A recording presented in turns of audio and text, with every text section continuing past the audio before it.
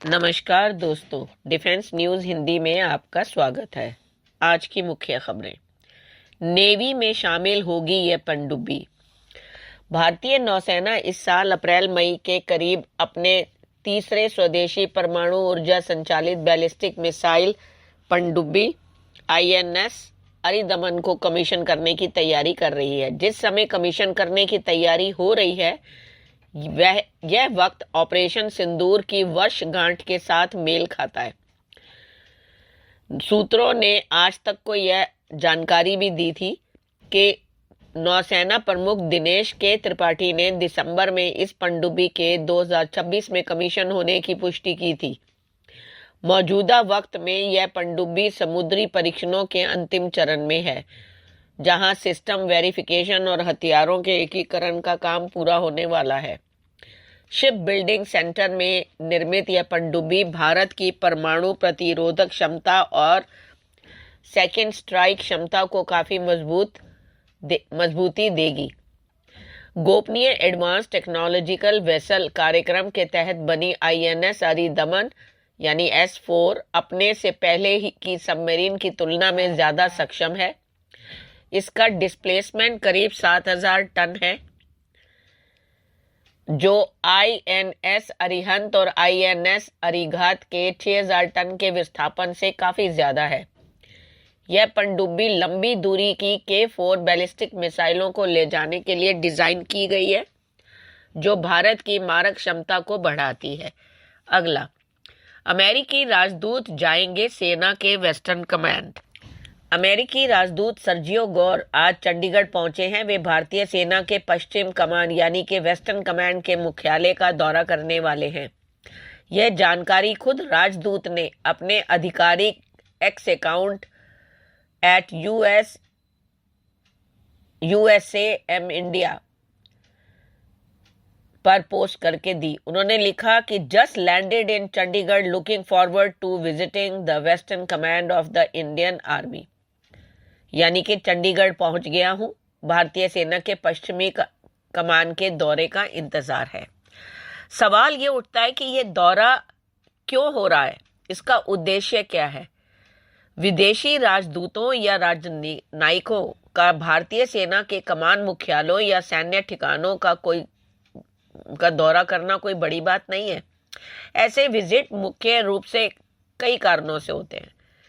भारत और अमेरिका के बीच रक्षा साझेदारी तेजी से आगे बढ़ रही है।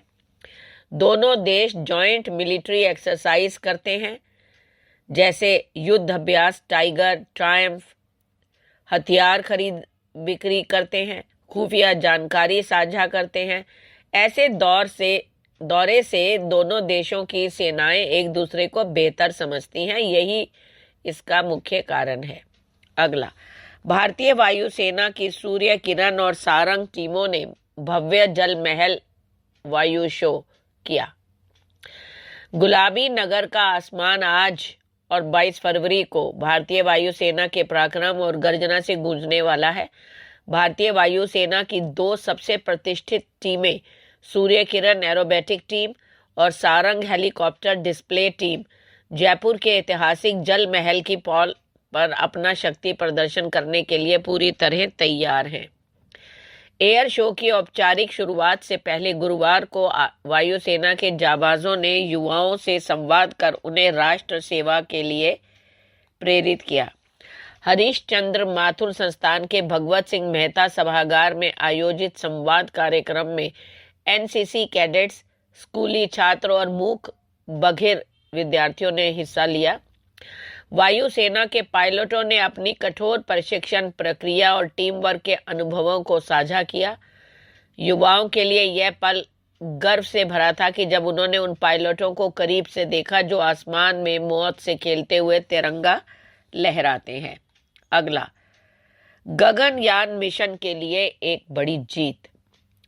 भारत के सबसे महत्वाकांक्षी अंतरिक्ष मिशन गगनयान को लेकर एक बहुत अच्छी खबर सामने आई है।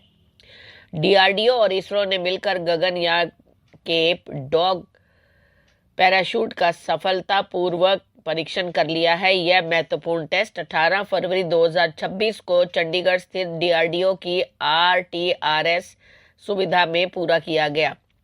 इस सफलता के साथ ही भारत ने अंतरिक्ष की रेस में अपनी स्थिति और मजबूत कर ली है।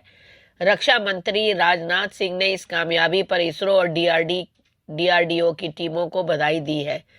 उन्होंने इस आत्मनिर्भर भारत की दिशा में एक और बड़ा और साहसी कदम बताया है। डॉग मिशन पैराशूट क्यों है मिशन की जान?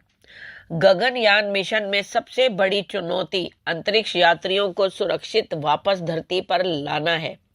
जब क्रू मॉड्यूल अंतरिक्ष के वापस पृथ्वी के वायुमंडल में प्रवेश करेगा तो इसकी गति बहुत तेज होगी। इस तेज रफ्तार को धीमा करने का काम डॉग पैराशूट ही करते हैं। ये पैराशूट मॉड्यूल को हवा में स्थिर रखते हैं और उसे पलटने से बचाते हैं। अगर यही समय पर नहीं खुले तो मॉड्यूल की लैंडिंग क्रैश में बदल सकती है।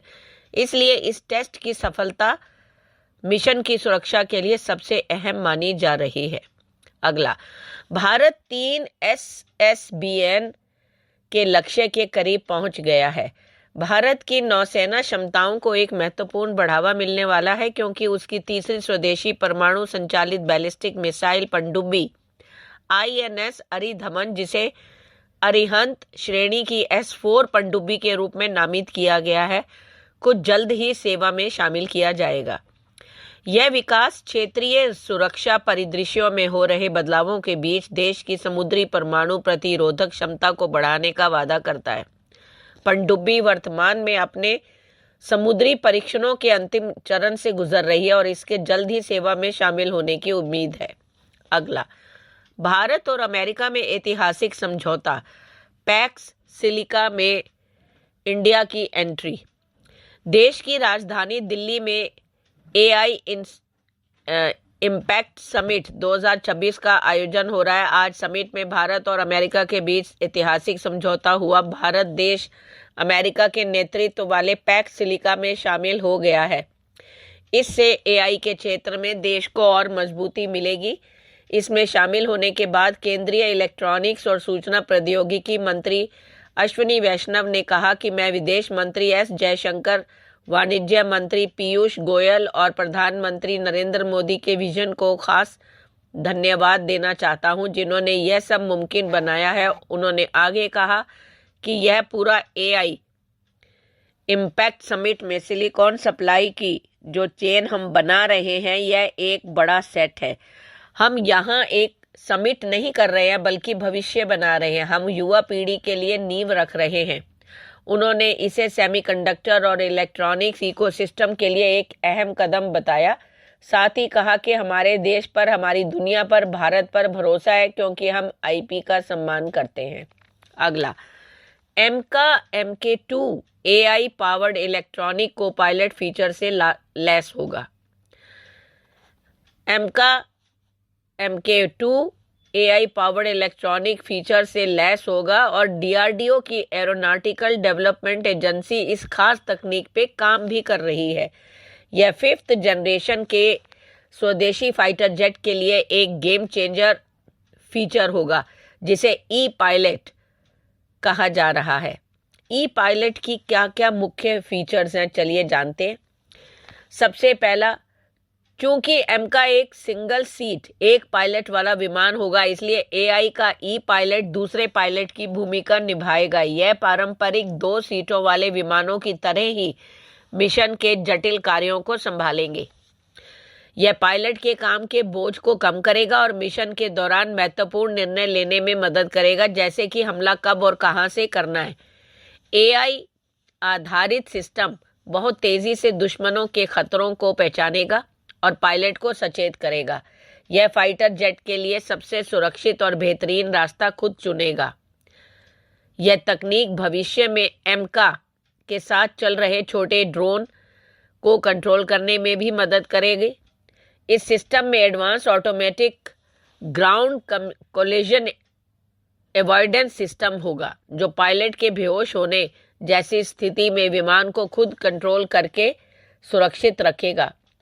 यह तकनीक क्यों खास है? यह प्रणाली सेंसर फ्यूजन का उपयोग करके पायलट को रडार, इलेक्ट्रॉनिक वॉरफेयर और अन्य सेंसरों से आने वाली सभी जानकारियों को एक साथ एकीकृत करके दिखाएगी, जिससे आसपास का माहौल समझने में बहुत आसानी होगी।